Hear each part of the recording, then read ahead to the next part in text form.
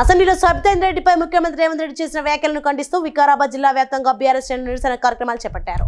వికారాబాద్ జిల్లా కేంద్రంలో ముఖ్యమంత్రి రేవంత్ రెడ్డి దిష్టిబొమ్మ దగ్ధం చేసేందుకు ప్రయత్నించగా పోలీసులు ఆ కార్యక్రమాన్ని అడ్డుకున్నారు.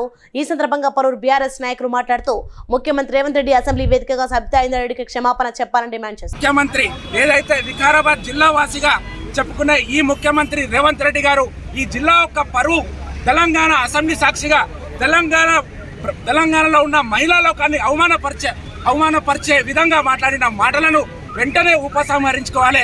వారు వెంటనే బహిరంగంగా క్షమాపణ చెప్పి అసెంబ్లీ సాక్షిగా క్షమాపణ చెప్పాల్సిందిగా నేను తెలంగాణ రాష్ట్ర యువజన విభాగం బీఆర్ఎస్ పార్టీ తరపుకెళ్ళి ప్రధానంగా డిమాండ్ చేస్తా ఉన్నాం.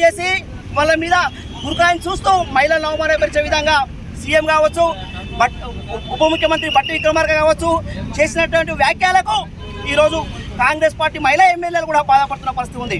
కాబట్టి సీఎం గారు ఏదైతే 6 హామీలు ఇచ్చారో అవి అమలు చేయకుండా 2 లక్షల ఉద్యోగాలు ఇవ్వకుండా ఏదైతే ఈరోజు ఇచ్చినటువంటి హామీలను పక్కదారి పట్టడం కోసము అసెంబ్లీలో అప్పొచ్చిన ఆమోతులాగా అరిసి ఈరోజు బీఆర్ఎస్ ఎమ్మెల్యేలను భయభ్రాంతులకు గురి చేయాలని చెప్పేసి రేవంత్ రెడ్డి ప్రయత్నం చేస్తా ఉన్నాడు. ఈ విషయాన్ని తీవ్రంగా ఖండిస్తాం. Please like and share, subscribe to BCN Telugu News. Please like, share and subscribe to BCN Telugu News.